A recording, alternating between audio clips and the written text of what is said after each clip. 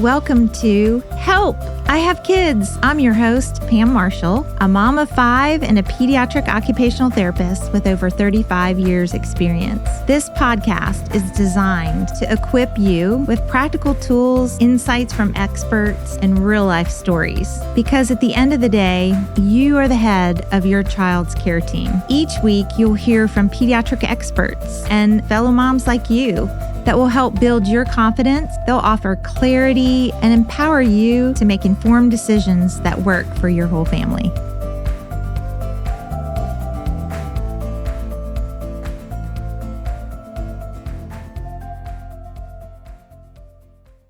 Hi, moms. Welcome to Help, I Have Kids.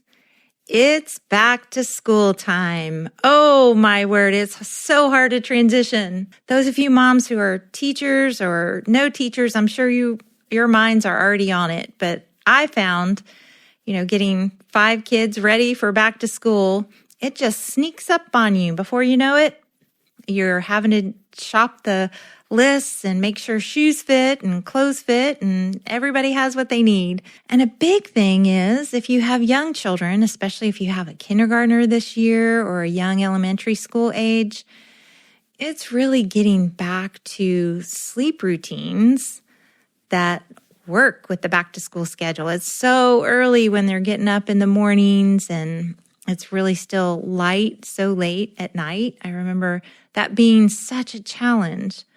So starting bedtime routines, I always did it about 3 weeks before. Don't worry, you're not behind. If you're listening to this, just get on it. Just get back to the sleep routine.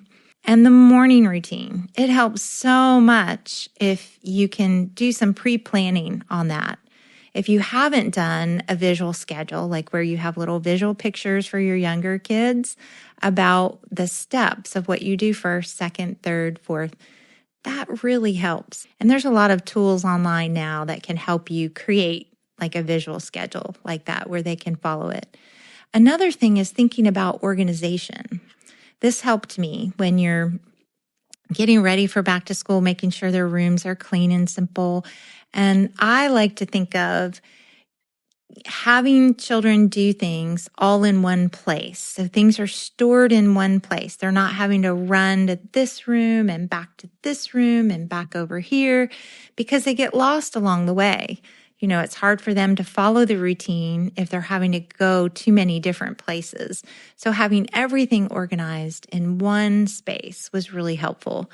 So getting your mom organization hat on, that saves you a ton of time and headache. Keeping a place where they can drop their coat and backpack and shoes and all those things when they get in the door, and then they go to that same place to get ready and get in the car. Those things are super helpful. Clothing-wise and shoe-wise is thinking about their developmental age. Like, what can they do independently?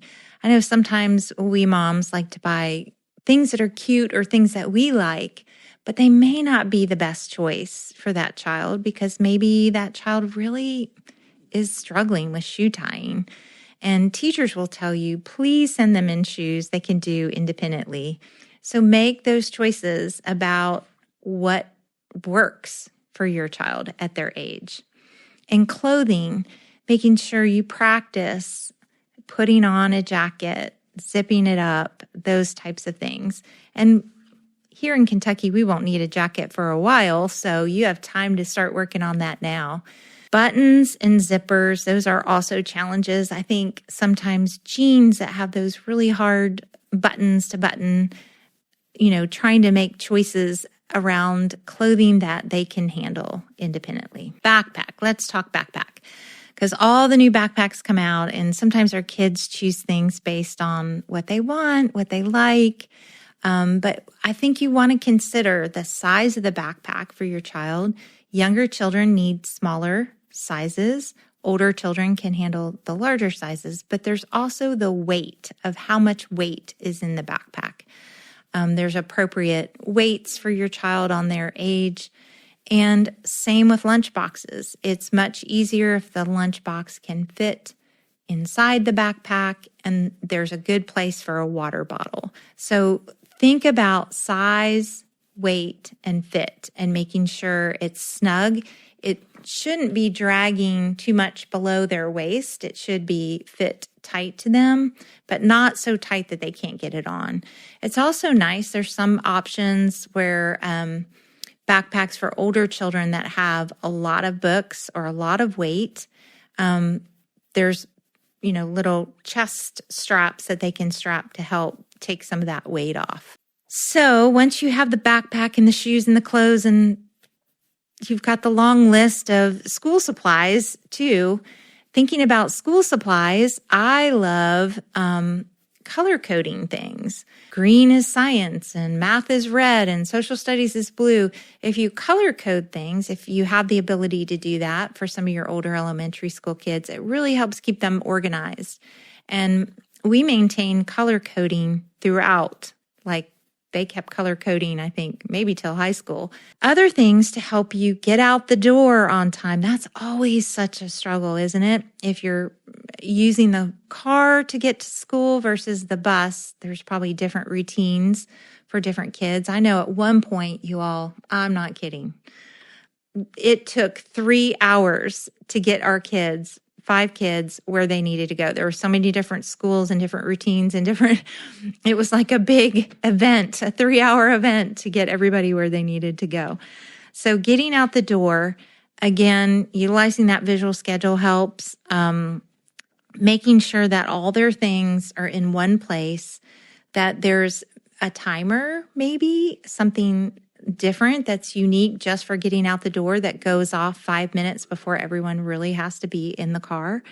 On younger children is keeping something in the car that maybe they like. If they're a younger kid and there's an activity they like or a little game or something, you could keep that in the car and say, nope, this stays in the car. And you can remind them if they have trouble with transitions, hey, let's go to the car and get so-and-so or, play this game. That is a way to help them with that transition to the car. I think routines are so important and are what makes us successful, but it's tough the first few days. It's just tough. Things can go wrong. It can feel stressful. It can feel hard to get everybody moving in the same direction in your house. So give yourself permission to fail at it and give yourself permission to be flexible. The first day, the first week isn't a reflection on how the year is going to go. Sometimes you just try again, and it takes about 3 weeks for those new routines for everyone to settle in. So I think you can do it. Give yourself grace and have fun getting ready for school. So those were a few of my back to school tips, but I bet you moms out there, you have great ideas and great things that you do that would be helpful for others. Will you share them? We'd love to hear them. Thanks so much for listening to Help, I Have Kids. If you're tuning into this podcast, that means you're a mom who's curious, committed, and ready to learn. And we see you. We'd love for you to join our Help, I Have Kids Facebook community, where moms just like you are connecting, asking questions, and encouraging each other every day. It's a space for real conversations, expert insight, and support from moms who get it, because we're all in this together. And if you know a mom who's feeling unsure or maybe overwhelmed or just needs to be reminded that she can do it, she can advocate for her child with confidence, share this episode with her. We're building a village here, and we're glad you're a part of it.